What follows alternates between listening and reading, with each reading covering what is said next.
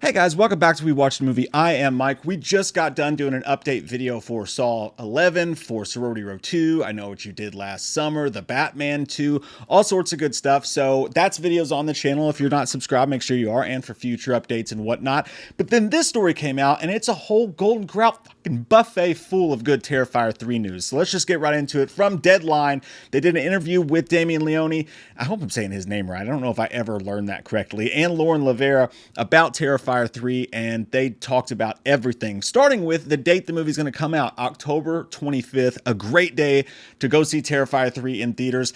Perfect time of the season, obviously, and I totally recommend to see these movies in theaters. I saw Terrifier 2 in a packed theater, and it was awesome because you got to look around and watch the unsuspecting people's faces as shit just got gnarly as hell right in front of them. This lady squeezed her purse like a newborn baby. No, don't squeeze newborn babies. The only tidbit of the plot they give us about the movie is that the film will unleash chaos on the unsuspecting residents of Miles County as they peacefully drift off to sleep on Christmas Eve. They also confirm that it is in pre-production right now, which tells us two things. One, as many people suspected and talked about when they released that trailer that had Art the Clown and a kid on screen that had everybody's panties in a bunch, mine included, and I hate it when my panties bunch up. Just kidding about both. I wasn't actually upset about it. My point is this: that scene is not even in the movie with Art and that little kid. Now, may that they both be in the movie, may that scene take place in it? Yes, but there's no confirmation that that's actually going to take place on screen anyways. That was just an ad, it seems like, was filmed for this moment. And Damien talks about where the franchise is at right now, and there's a lot in here that kind of makes it seem like after this movie, he's going to move on for the franchise. I'm not trying to put words in his mouth. That's just the way I read it. Read it for yourself. But the way he talks about it is he has a very clear vision for this now. This is going to this story kind of brings all of his stories to a close. And they did ask smartly, but does the end of 3, does that leave the door open? And he says, absolutely, because we're dealing with the supernatural. But I love that idea because he can tell his exact story he wanted to tell. And then he leaves the door open for whatever comes next, whether that's him coming back to the franchise later or somebody else taking it and moving forward with it. And that's what we want. I mean, it's horror franchises, right? Make more and more and more. And I know there's people like, no, let it, you don't want to sully the, come on, man. Saw 11's coming out, and I don't see anybody complaining about that at this point. So it's a horror franchise. Let's fucking go.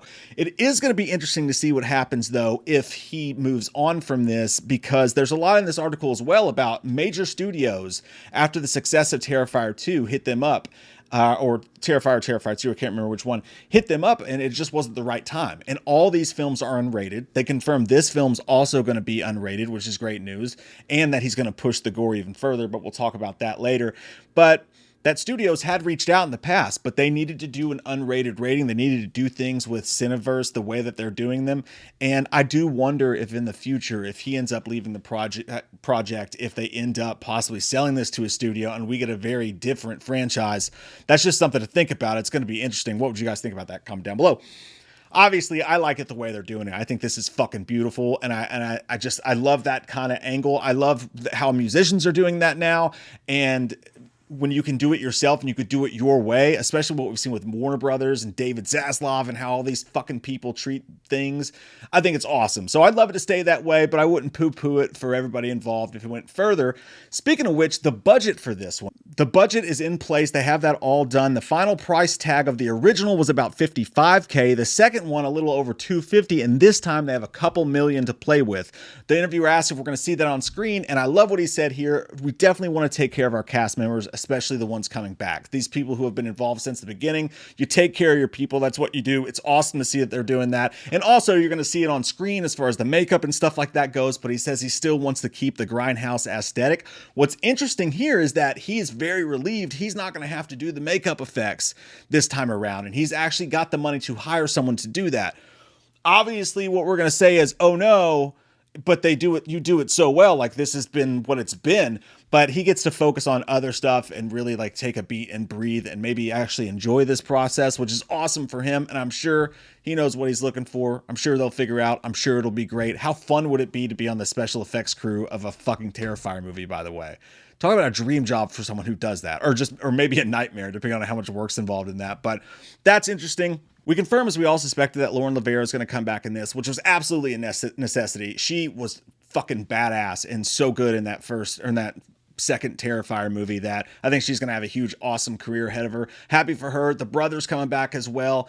And of course, Art the Clown's coming back, David Howard Thornton. So that's great news. As far as new characters, he says they are going to introduce important characters in this, but also he mentions Chris Jericho's going to come back in this one, which is awesome. That'll be fun. And as horror does a lot these days, I guess you could say it's always done it. It just seems, as of recently with Scream 6 and with Halloween, I feel like this is a sort of a trend that's a little bit more pushed to the forefront than it used to be.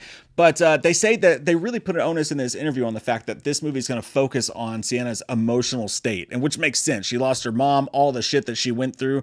This film's really going to involve her and where she's at mentally. So we're going to see that character do some crazy shit, I feel like. And hopefully we don't go full on Rob Zombie's Halloween 2, where it's like she's obsessed with Charles Manson. That's not what you would do if a serial killer murdered all your friends and family. I'm going to become obsessed with serial killers. No, Rob Zombie just wanted an excuse to put a fucking Charles Manson picture on the wall.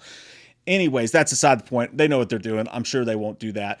It's going to be awesome, I feel like. And as I mentioned before, he says that they're definitely not going to make this one PG or anything. It's also going to be unrated, and they're going to continue to push the needle as far as the gore and stuff like that go. They're going to keep doing that and making it more. So if you expected them to tamper that back a little bit, you can forget about that. It's going to be fine.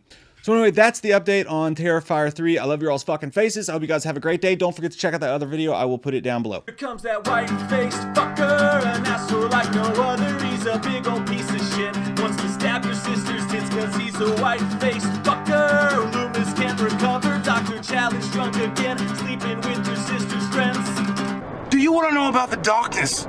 I said, God damn. God damn you, faggot! Halloween never ends, suck my fucking dick, and I don't really care what Blumhouse fucking says. Put him in a box or suck a fucking cock. You can say he's dead, but we all know he's not, yeah. So let's go trick-or-treating, let's go fucking drinking, let's all go rent Pumpkinhead on VHS.